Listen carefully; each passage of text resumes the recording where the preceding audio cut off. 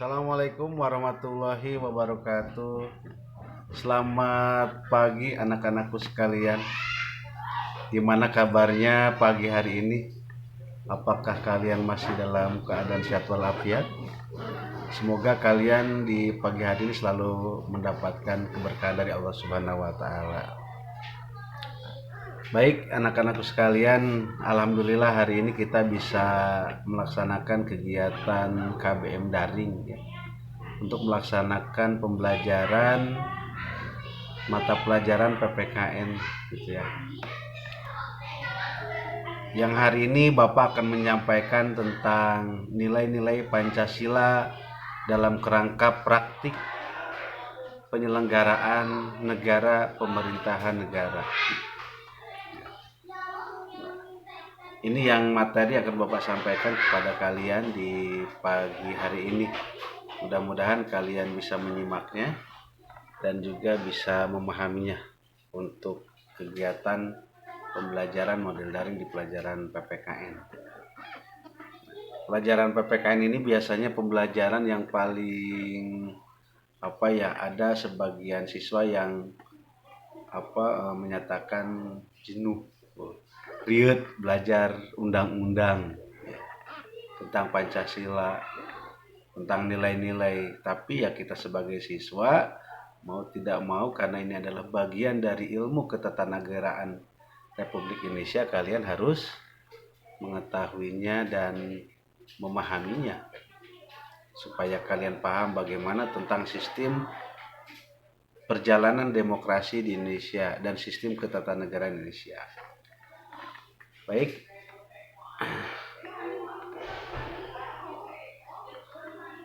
dalam pembelajaran mata pelajaran PPKN kalian nanti akan mengetahui tentang satu, pembagian kekuasaan.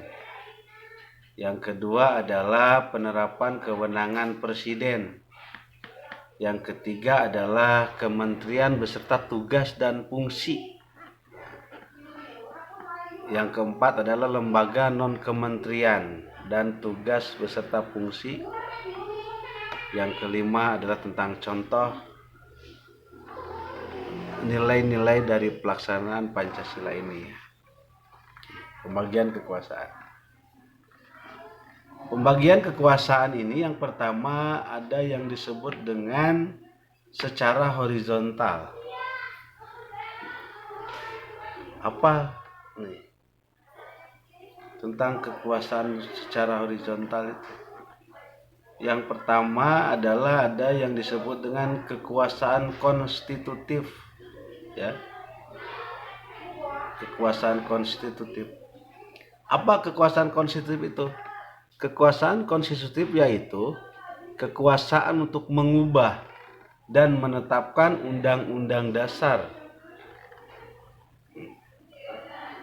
Pemegang kekuasaan ini dipegang oleh yang namanya MPR ya, Majelis Permusyawaratan Rakyat.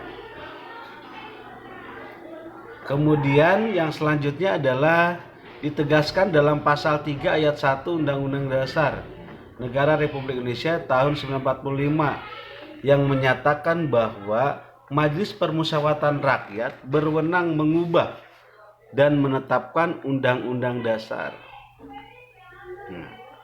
Gitu. Ya, jadi di negara ini, ya di negara Republik Indonesia, untuk tugas mengubah dan menetapkan undang-undang itu ada pada Majelis Permusyawaratan Rakyat (MPR). Nah, kalau dulu ini yang disebut dengan lembaga tertinggi negara, konstitutif itu. Nah, tapi kalau sekarang kan lembaganya sejajar, tidak ada yang namanya lembaga tinggi negara dan tertinggi negara. Jadi kalau yang sekarang itu dia satu jajar misalnya. Tapi tugas untuk mengubah dan menetapkan undang-undang itu ada pada Majelis Permusyawaratan Rakyat. Nah, kemudian apa tugas dari MPR? Yang pertama adalah melantik presiden dan wakil presiden dari hasil pemilu. Itu tugas dia. Dari mulai pemilu yang hasil kemarin, kemudian sebelumnya, itu yang berhak untuk melantik presiden dan wakil presiden itu oleh Majelis Permusyawaratan Rakyat, yang jumlahnya kurang lebih hampir sama dengan keanggotaan DPR dan MPR. Jumlahnya hampir 560 keanggotaan yang ada di Majelis Permusyawaratan Rakyat. Yang kedua adalah memilih presiden dan wakil presiden apabila mangkat. Ya, gitu. Jadi tugas dia adalah memilih presiden dan wakil presiden apabila mangkat. Ya, pengertian ini mungkin jika presiden mangkat atau tidak mampu lagi memimpin atau juga dia meninggal dunia. Tugas untuk melantik atau memilihnya ada pada lembaga itu. Yang ketiga adalah memutuskan usulan DPR berdasarkan Mahkamah Konstitusi untuk memberhentikan presiden atau wakil presiden dalam masa jabatannya. Nah, ini dia. Memutuskan hasil keputusan dari Mahkamah Konstitusi. Nah, biasanya kan apabila dalam pemilu ini ada sengketa pemilu seperti yang tahun kemarin, itu kan diselesaikan di lembaga itu. Nah, kemudian hasil keputusan dari Mahkamah Konstitusi itu menjadikan pertimbangan bagi anggota MPR. Yang keempat adalah mengganti dan menetapkan Undang-Undang Dasar. Mengganti dan menetapkan Undang-Undang Dasar. Oke, baik. Selanjutnya adalah kekuasaan eksekutif. Kekuasaan eksekutif yaitu kekuasaan untuk menjalankan Undang-Undang Dasar dan penyelenggaraan pemerintahan negara.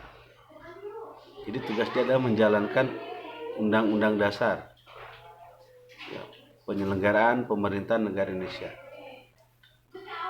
Selanjutnya adalah pemegang kekuasaan ini adalah ada pada presiden, ya, karena tugas presiden kan menjalankan undang-undang.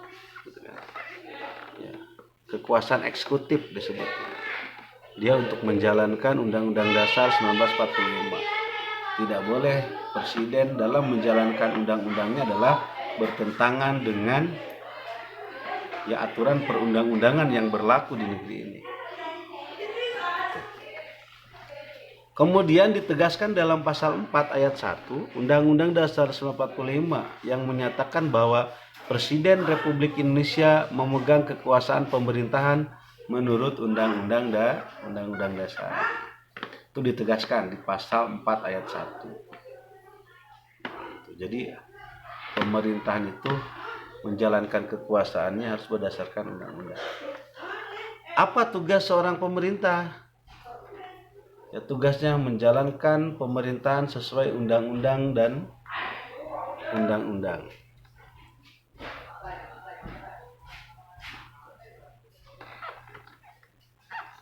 Kemudian kewenangan, bahwa di negara kita itu kan kita bentuk pemerintahan kita adalah republik, sistem pemerintahan kita adalah presidensial, yaitu kewenangan seorang presiden itu dia disebut juga sebagai kepala pemerintahan dan juga kepala negara.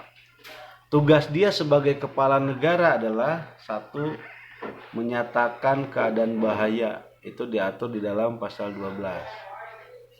Ya, menyatakan keadaan bahaya. Yang kedua adalah membuat perjanjian internasional, ya, lainnya dengan persetujuan DPR. Itu diatur di pasal 11 ayat 2. Karena kan seorang presiden pasti dia mengadakan perjanjian baik secara internasional, baik secara bilateral atau juga multilateral dengan satu negara atau dengan beberapa negara. Dia menyatakan sebuah perjanjian. Kemudian sebagai kepala negara juga presiden memegang kekuasaan tertinggi atas angkatan darat, angkatan laut, dan angkatan udara. Itu diatur di pasal 10. Ya. Undang-Undang Dasar 45 diatur di pasal 10. bahwa presiden memegang kekuasaan atas angkatan darat, angkatan laut, dan angkatan udara. Kemudian sebagai kepala pemerintahan,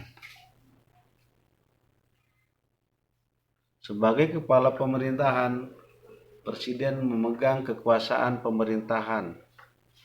Itu diatur di pasal 4 ayat 1. Kemudian presiden mengajukan rancangan undang-undang kepada DPR. Itu diatur di pasal 5 ayat 1. Nah, seperti ada sekarang rancangan undang-undang yang menjadi polemik di masyarakat. Ya, yang Pancasila itu terbagi lagi ke dalam Ekasila dan Trisila. Nah, itu ya kan. Itu adalah polemik. Menjadi bertengah sehingga kalau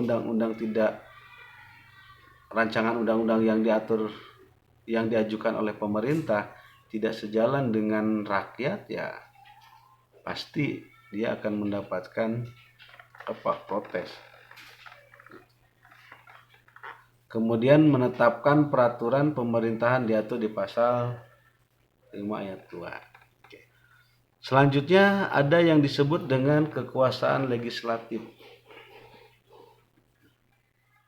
Kekuasaan legislatif. Apa itu kekuasaan legislatif? Kekuasaan legislatif yaitu kekuasaan untuk membentuk undang-undang. Tugas beliau adalah membentuk atau membuat undang-undang. Pemegang kekuasaan ini adalah DPR atau yang disebut dengan Dewan Perwakilan Rakyat yang membentuk undang-undang. Kemudian ditegaskan dalam pasal 20 ayat 1 Undang-Undang Dasar Negara Republik Indonesia yang menyatakan bahwa Dewan Perwakilan Rakyat memegang kekuasaan dan membentuk undang-undang. Jadi lembaga ini harus kerjasama dengan lembaga eksekutif dan juga legislatif, karena rancangan undang-undang yang diajukan oleh pemerintah atau presiden, ini dibahas di parlemen, di DPR ini dibahas tentang undang-undang tersebut. Kemudian tugas dan wewenang DPR, yang pertama adalah menyusun program legislasi nasional atau prolegnas. Menyusun program legislasi yang ada pada DPR atau prolegnas. Biasanya kan di situ. Yang kedua adalah menyusun dan membahas rancangan undang-undang yang diajukan oleh presiden dan DPD. Apa itu DPD? Dewan Perwakilan Daerah. Karena di DPR itu kan di dalamnya ada yang disebut dengan DPR, ada juga dia adalah DPD. Yang perwakilannya dari tiap provinsi yang diwakili oleh satu orang putra atau putri terbaik di setiap daerahnya. Yang ketiga adalah menetapkan undang-undang bersama presiden. Jadi rancangan yang diajukan oleh presiden kemudian dibahas di Dewan Perwakilan, setelah ini sepakat, terus hasilnya juga untuk masyarakat mungkin. Nah, kemudian ditetapkan undang-undang tersebut bersama presiden. Fungsi legislasi.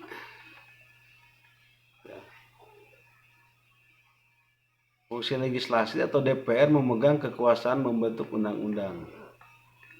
Kemudian ada fungsi anggaran. DPR membahas dan memberhentikan persetujuan atau tidak memberhentikan persetujuan terhadap rancangan undang-undang tentang APBN yang diajukan oleh presiden. Tentang anggaran pembelanjaan negara. Jadi atau kalau misalkan diterima atau ditolaknya ya ada pada DPR itu. Pengajuan pembiayaan kan setiap pemerintah menjalankan undang-undang dia butuh uang kan, mintanya harus kepada Dewan Perwakilan Rakyat. Dia nanti menganggarkan ya kan berapa miliar untuk alat pertahanan atau mungkin triliun kan, kemudian untuk kesehatan, untuk kemiskinan kan di situ ya, kemudian untuk pembelajaran alutsista kan, dan yang lainnya. Nah dibahas kayak di situ. Kemudian fungsi pengawasan DPR melaksanakan pengawasan atau pelaksanaan undang-undang dan APBN. Manakala pembiayaan ini sudah disetujui oleh DPR, maka fungsi DPR dia mengawasi. Jadi jangan sampai nanti anggaran yang sudah dikeluarkan oleh negara ini menjadi bocor, tidak sesuai dengan penggunaannya. Nah, jadi kalau misalkan yang diminta harus sesuai dengan yang telah diajukan oleh pemerintah dan disetujui bersama Dewan Perwakilan Rakyat. Yang selanjutnya ada kekuasaan yudikatif. Ya.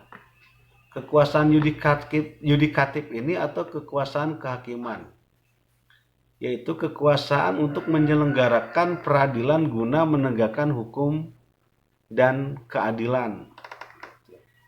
Jadi kekuasaan kehakiman untuk menyelenggarakan peradilan guna menegakkan hukum dan keadilan.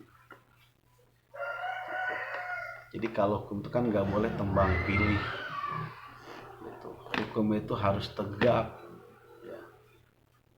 Tidak selalu menekan terhadap rakyat-rakyat kecil. Tapi ketika dia seorang pejabat negara yang melakukan tindak pelanggaran hukum, tapi kekuasaan kehakiman ini terkadang malah memihak, gitu ya. Hukum itu lebih tajam ke bawah terkadang, tapi tumpul ke atas. Nah, negara kita tidak mengatakan bahwa hukum itu adalah pilih kasih. Ketika orang dia melakukan tindak pelanggaran hukum, ya dia harus mendapatkan sanksi yang berlaku sesuai dengan undang-undang. Pemegang kekuasaan ini adalah Mahkamah Agung dan Mahkamah Konstitusi. Pemegang kekuasaannya adalah ada Mahkamah Agung dan Mahkamah Konstitusi.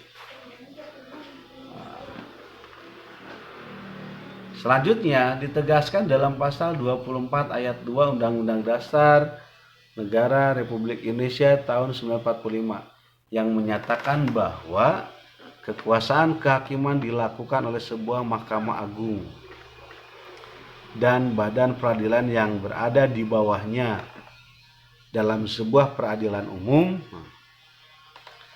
lingkungan peradilan agama, lingkungan peradilan militer, lingkungan peradilan tata usaha negara, dan Mahkamah Konstitusi. Tuh. Jadi Mahkamah Agung itu membawahi beberapa peradilan yang ada di bawahnya. Misalnya apa? Peradilan umum dia mengadili untuk kasus-kasus yang bersifat misalkan ya. Kasus pencurian. Situ kan? Kemudian kasus pembunuhan. Biasanya di situ. Ada di peradilan umum dan yang lainnya. Nah, yang lainnya adalah merupakan peradilan khusus ya. Ada yang disebut dengan juga peradilan agama. Tugas dia adalah mengadili sengketa tentang apa? Ada tentang kasus pernikahan, misalkan gitu ya. Kemudian kasus hak waris ya, tentang badu waris. Itu. Kemudian sodakoh, ya, kemudian lagi ya masih banyak lah ya, kasus tentang pernikahan biasanya kan terjadi ya perceraian antara suami istri. Nah, itu pasti masuk di peradilan agama di sana. Kemudian ada di lingkungan peradilan militer. Kalau ini adalah biasanya menegakkan peradilan anggota militer yang melanggar aturan ya dalam menjalankan tugas kemiliterannya. Ya, dulu ya mungkin banyak kasus tentang anggota militer yang menyerang salah satu lembaga pemasyarakatan yang ada di Indonesia gitu ya. Ada kasus tentang itu. Salah satu anggota militer yang menyerang ketika temannya dari militer yang dia dibunuh, kemudian orang yang membunuhnya dicari. Nah, ada kasus cebongan namanya. Jadi militernya di sana, kemudian dia tentang pelanggaran kedisiplinan, indisipliner dan yang lainnya. Ada peradilan tentang tata usaha negara, ya. Kalau ini biasanya sengketa antar lembaga negara, class action disebutnya. Terakhir adalah Mahkamah Konstitusi. Kalau Mahkamah Konstitusi, dia hanya mengadili sengketa dari hasil pemilihan umum, baik pemilu daerah biasanya ya, dan juga pemilihan umum baik presiden dan wakil presiden, kemudian pemilu legislatif, yang sengketa diselesaikan di sana. Itu dia khusus untuk lembaga itu. Kemudian tugas dan kewenangan Mahkamah Konstitusi, Mahkamah Agung ya. Tugas dan kewenangan Mahkamah Agung. Yang pertama adalah mengadili pada tingkat kasasi. Yang kedua menguji peraturan perundang-undangan di bawah undang-undang. Mengajukan 3 orang hakim konstitusi. Nah, itu tugas dia ya. Kewenangan. Biasanya kalau kasasi itu pengadilan yang diselesaikan di tingkat bawah, namun setelah seseorang dijatuhi hukuman dia tidak menerima, kemudian dia ingin naik banding di tingkat kasasi itu.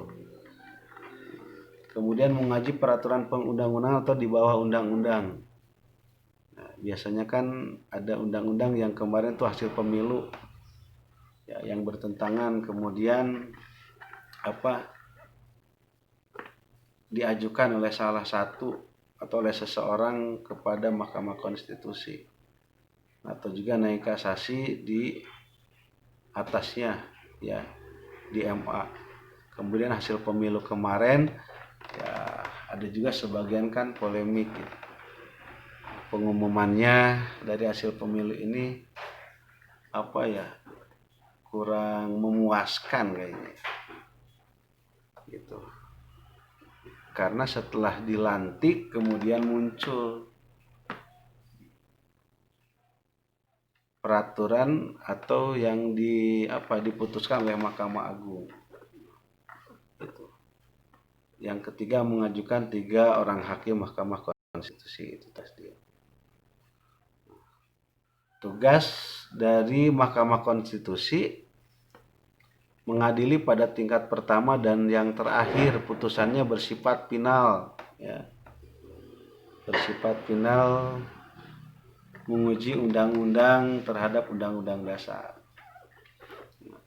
Jadi hasil dari keputusan dari Mahkamah Konstitusi itu tidak bisa dia kasasi atau naik banding ke atasnya. Keputusan dia udah sifat final ya. Jadi tidak boleh ya diajukan, ketika naik bandingnya pasti akan ditolak kan, seperti itu.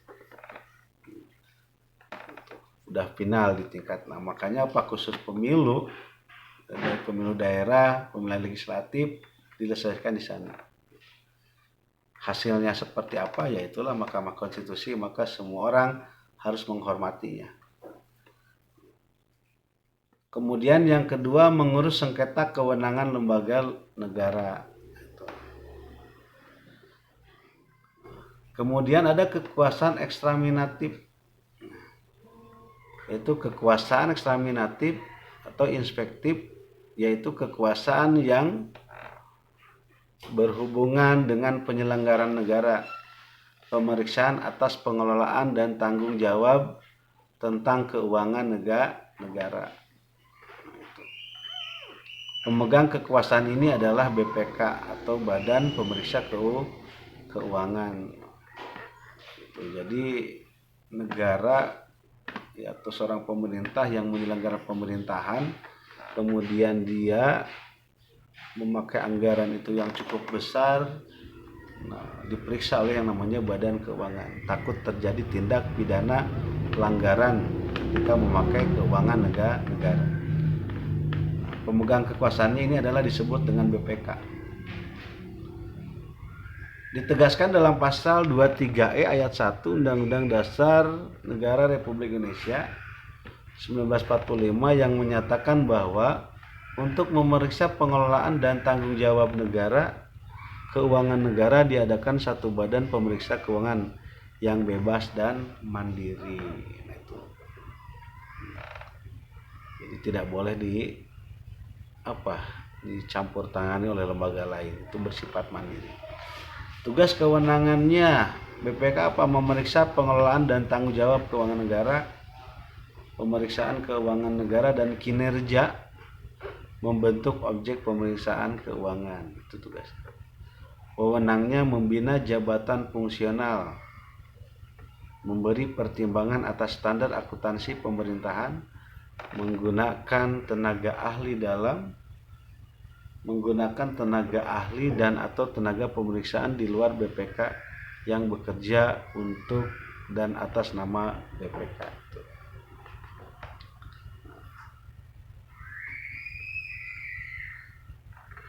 Kekuasaan moneter.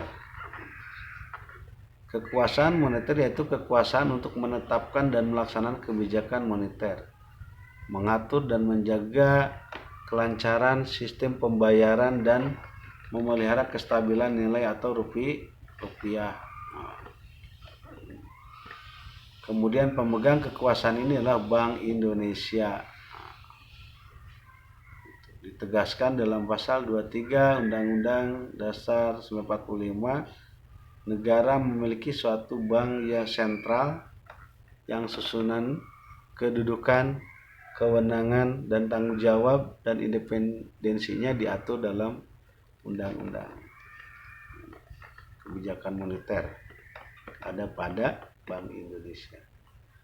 Tugas dan fungsinya menetapkan, melaksanakan kebijakan moneter, mengatur dan menjaga kelancaran sistem pembayaran, mengatur dan mengawasi bank yang ada di Indonesia. Itu tentang lembaga negara yang ada di Indonesia. Dan itu tentang pembagian kekuasaan yang ada di Indonesia yang berlaku sekarang, dari mulai pemerintahan, dari mulai lembaga eksekutif, legislatif, dan ekstraminatif, gitu ya. Demikian yang bisa Bapak sampaikan. Ya, kalau misalkan nanti ada pertanyaan, kalian boleh menjawab Bapak, gitu ya. Jangan lupa juga untuk daftar hadir, ya. Nanti mohon kalian boleh mengisi di komentar, sebutkan nama lengkapnya dan nama kelasnya ya, tidak nama panggilan, sesuai absensi yang dibuat oleh sekolah. Itu, terima kasih atas perhatiannya. Sampai ketemu di minggu yang akan datang dengan pembelajaran yang sama, yaitu PPKN. Bapak Cukpan, Assalamualaikum warahmatullahi wabarakatuh.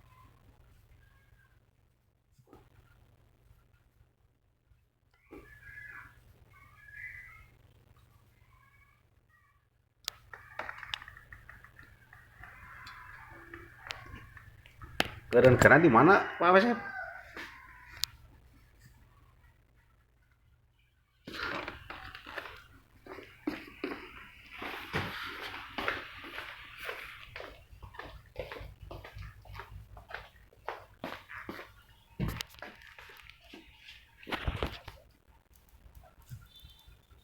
Udah tadi udah ke save kan? Coba sih untuk kaset teh urang aduh. Mana mana gini.